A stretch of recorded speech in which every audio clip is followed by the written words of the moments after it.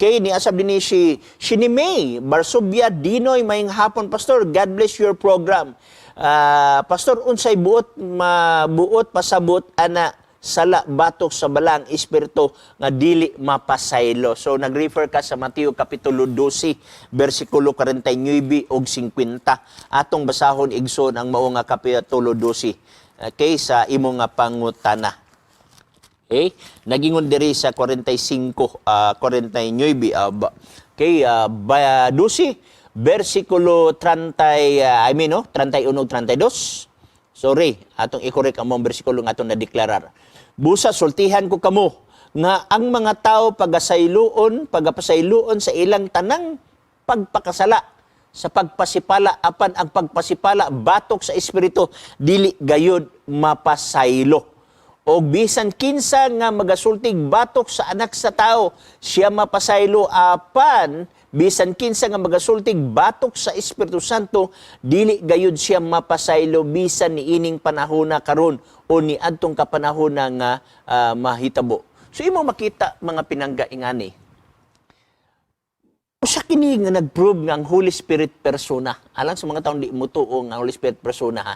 Imagine nimo makasala ka sa anak mapasaylo ka pa pero makasala ka sa Holy Spirit dili ka mapasaylo. Now, ang pangutana, unsa man nga sala ang dili mapasaylo.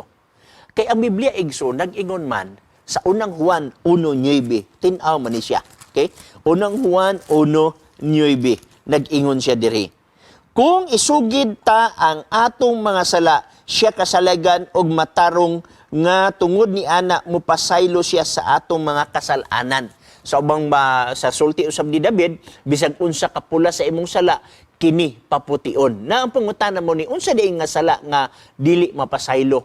Ang sala nga dili mapasaylo igsoon, ang sala nga wala nimo gisugid. Ang sala nga wa nimo gisurrender. Ang sala nga wala nimo gipangayuag pasaylo sa Dios. Mao katong sala nga dili mapasaylo. Kay ngani manggod mga pinangga, makasala ka unya imong lingog-lingugan. Sunod, imo na sang gibalik ang mong sala, gilingog-lingugan na sa dimo. Hangtod nadugay ang hunghong sa balang espiritu, magkagamay ang tingog alang sa imong kagalingon.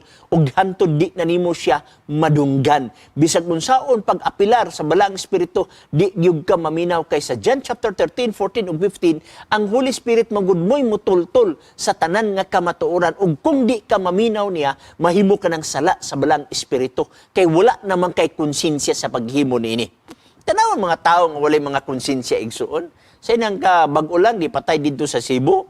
Unya, gipanitan ang naong. Unya, gikwaag mga organs. Grabe ka brutal. Mahimo lang as mga tao nga wala na'y konsensya sa ilang kaugalingon. Muna nga, kundi sila mo surrender sa Ginoo, na wala gyud kapasayloan sa sala.